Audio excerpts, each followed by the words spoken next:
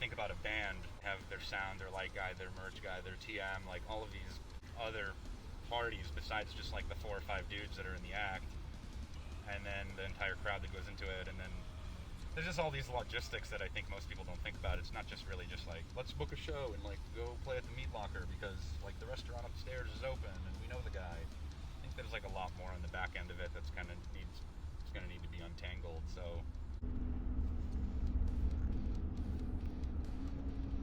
our entire visual and like aesthetic up until literally March of 2020 was all live footage.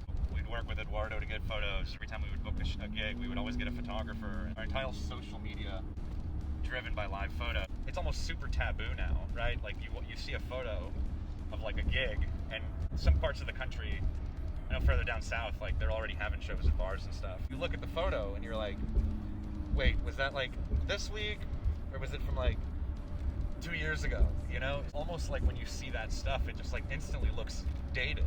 Now in 21, nobody's working together. Everything's remote. Yeah. Right. So like you have to go and like completely reimagine yourself. If you take a look at our timeline as a band, there's just like a year and a half of just like nonstop playing. I mean, we did 30 shows about 10 months, which for a band of our size is just super challenging to just do all that and book them yourself and like promote your own gigs.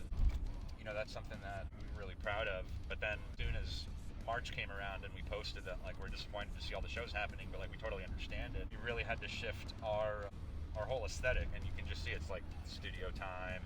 You know, the way that we position ourselves started to change, trying to be more personable.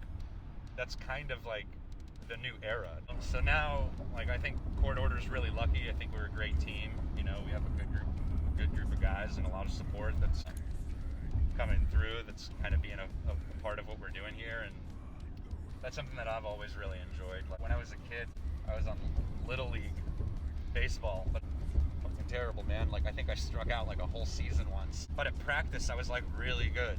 I would like knock the ball out of the park, man. You know, I was super hopeful, and I think I was like older too, a year or two older than the rest of the kids. You know, they're gonna bring this giant in and like take care of the season. But man, I think I struck out like that entire season. I think the only way I got to first base was like getting pegged with the ball.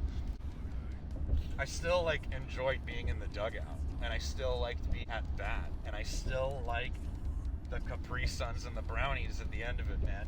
I like the camaraderie of the whole thing, and so that's something that with Court Order, you know, I really enjoy. You hear a lot of podcasts, YouTube videos, like kind of tell you how to get your project started and what to do and like how to release your stuff.